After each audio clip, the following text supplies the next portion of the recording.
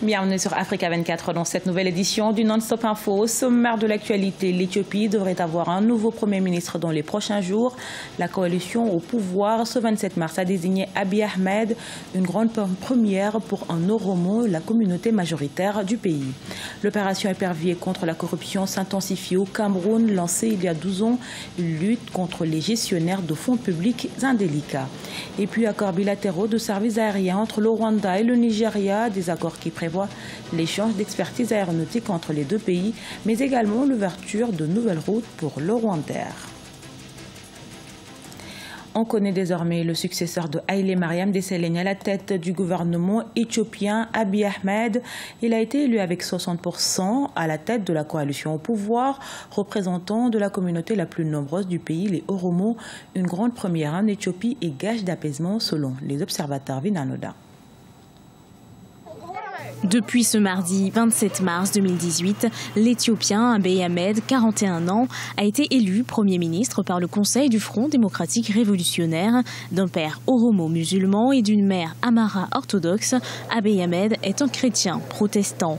Un métissage qui pourrait être un atout pour diriger le pays de 100 millions d'habitants en proie à une crise politique, sociale et économique. Il faudra qu'on sorte de cette manipulation, disons, sur la base ethnique, pour qu'il y ait une meilleure gouvernance, une politique transparente, démocratique, basée, et non pas sur l'ethnie et sur la religion ou quelconque critère, disons, élémentaire. Abiy Ahmed devrait succéder à Haïlé Mariam Desalegn, qui a démissionné de son poste à la mi-février pour, selon lui, permettre la réalisation des réformes politiques promises par le Front démocratique révolutionnaire du peuple éthiopien début janvier 2018. Le nouveau Premier ministre a obtenu 60% des votes du Conseil du Front démocratique révolutionnaire du peuple éthiopien, composé de 180 membres.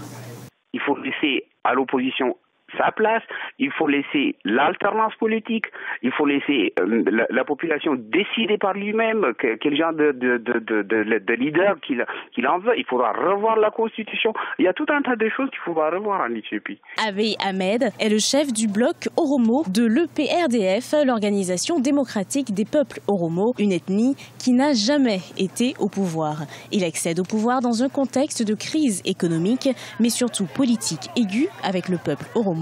Les manifestations anti-gouvernementales à Oromia et dans la région septentrionale d'Amhara menacent la croissance du pays depuis 2015.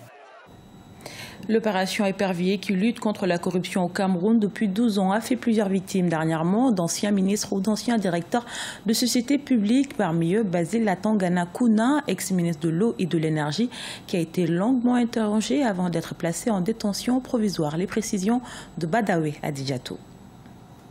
Après un long moment de répit, l'opération épervier fait à nouveau des victimes. La dernière en date, c'est l'arrestation de l'ex-ministre camerounais de l'eau et de l'énergie, Basil Latangana Kouna. Selon l'Agence nationale d'investigation financière, ANIF, il fait l'objet d'une malversation financière à hauteur de 50 milliards de francs CFA. La reprise de cette opération intervient dans un contexte sociopolitique complexe, ce qui suscite des inquiétudes. La corruption, elle est endémique au Cameroun, elle est permanente, les détournements sont dénoncés par les médias tous les jours et donc ce qui était inexplicable, c'est que l'opération épervier s'arrête. Donc sa reprise est tout à fait normale et vous voyez que le dossier ne manque pas, même s'il faut toujours signaler que les personnes interpellées mises sous mandat de dépôt demeurent présumées innocentes jusqu'à leur condamnation. Donc si l'objectif est de recouvrer les fonds qui sont prétendument volés, il vaut mieux faciliter l'option du remboursement de l'argent. L'opération épervier est pour le gouvernement camerounais un moyen de lutter contre la corruption. En 2017, la CONAC, la Commission nationale anticorruption, a recensé près de 2402 cas de corruption. L'institution a relevé des pertes subies par l'État de l'ordre de plus de 1246 milliards de francs CFA, dont quelques 581 milliards de francs CFA au titre des exonérations illégalement octroyées. Mais le retour de ces fonds au trésor public n'est pas toujours effectif. Mais au-delà de ces cas de corruption récurrents, le gouvernement camerounais enregistre tout de même des avancées. Si aujourd'hui, le Cameroun est parmi les pays qui doivent évaluer les autres sur le plan de la lutte contre la corruption, cela veut dire que le Cameroun est devenu crédible. On est parti de 0 à 1,98%. Vous voyez qu'il y a quand même une évolution très suffisante. La gestion de la chose publique, ce n'est pas une gestion familiale. L'opération Épervier en 2006, la création de la Commission nationale anticorruption en 2006, le tribunal criminel spécial en 2012 et la révision du code pénal en 2016 sont entre autres des stratégies mises sur pied par le gouvernement camerounais pour mieux lutter contre la corruption. Selon certains observateurs, la lutte contre la corruption devrait engager tous les Camerounais, quel que soit leur domaine d'activité. Embellie de la croissance au Rwanda, le Fonds monétaire international projette la croissance économique du pays à 7,2% pour cette année 2018. Cette évolution qui se ressentira dans tous les domaines sera soutenue notamment par les secteurs agricoles et miniers. Nelly Claude Messa.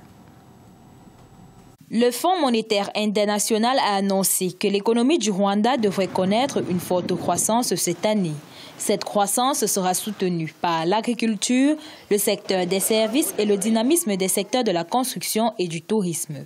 Il est également probable que les capacités de création et de rétention d'emplois augmentent à mesure que les opérateurs connaissent un rebond de leurs activités. Les projections attendues pour 2018 sont donc tributaires des initiatives Made in Rwanda et de l'agro-industrie. Les plus grands gains peuvent être observés dans certaines initiatives Made in Rwanda, telles que le textile, l'agroalimentaire. L'important est de mettre l'accent sur la productivité agricole parce que c'est là que la plupart des gens sont employés. Le pays s'attend à un rebond du tourisme d'affaires qui a enregistré d'importantes réservations.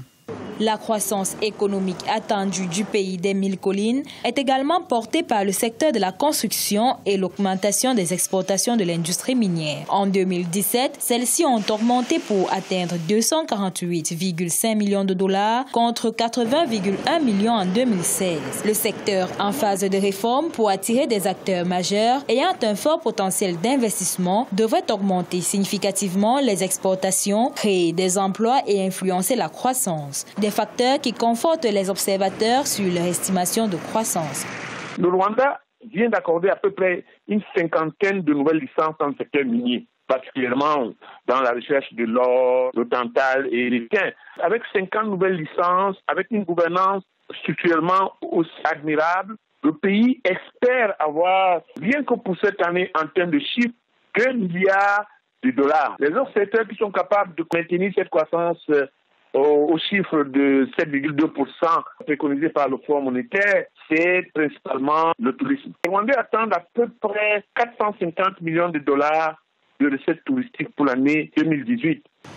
Les indices de croissance attendus ouvrent des voies au développement de la valeur ajoutée dans le secteur agricole, de la production, des exportations vers d'autres marchés, ainsi que de l'augmentation des revenus des entreprises dans les secteurs moteurs de l'économie. Ces initiatives soutiennent l'ambition du Rwanda de se positionner comme un pays à revenu intermédiaire à l'horizon 2035. Malgré son potentiel économique, le secteur de l'aviation africaine est encore à la traîne. Néanmoins, les principaux ingrédients nécessaires à son essor sont là et pour les mettre en évidence, le Nigeria et le Rwanda ont signé des accords bilatéraux de services aériens permettant la formation et le partage d'expertise aéronautique ainsi que l'ouverture de nouvelles routes pour Rwandair sur l'espace aérien nigérian. Siamlo Victoria Sedje. Le Rwanda et le Nigeria ont signé lundi 26 mars des accords bilatéraux de services aériens. Ceux-ci autorisent pour la compagnie Rwandair l'ouverture de nouvelles routes lui permettant d'opérer dans l'espace aérien du Nigeria sans aucune limitation. Ces accords prévoient entre autres l'échange d'expertise aéronautique et la conduite de formation entre les différents secteurs de l'aviation. Rwandair dispose pour le moment d'une liaison avec Lagos et projette d'ouvrir une nouvelle ligne vers Abuja en mai 2018, selon des responsables. Ça peut être un projet pilote qui doit être élargi dans le cadre justement de la zone de libre-échange commercial entre nos différents États. Au niveau aussi de la sécurité du secteur aérien, les échanges qui peuvent intervenir dans ce secteur-là aussi sont de type à encourager. Ces accords devraient permettre surtout d'améliorer la connectivité entre les deux pays. Pour le secteur privé du Rwanda, parmi les plus dynamiques en Afrique, il représente une niche d'opportunités. En forte croissance, le secteur aérien nigérien compte pas moins de 22 aéroports, dont 7 aéroports internationaux. En chiffres, il est passé de 7,2 millions de passagers en 2003 à 14,6 millions en 2015. Ces échanges-là permettront de réduire suffisamment le coût des biens et des services échangés entre les deux pays. Et deuxièmement, ça permettra aussi de créer, comme je le disais, de l'emploi dans les différents pays-là, puisque plus le volume des échanges commerciaux augmente, plus la création de richesses également suit de façon proportionnelle. De 2014 à 2034, le PIB africain devrait progresser de 4,5% par an. Les prévisions de croissance du trafic de passagers et de fret sont respectivement de 5,7% et de 6,9%, bien au-dessus des moyennes mondiales, selon un rapport du constructeur aéronautique et aérospatial Boeing paru en 2015. Ce journal a été réalisé par l'ensemble de la rédaction. Merci pour votre fidélité. Dans un instant, une nouvelle édition de l'actualité sur Africa 24.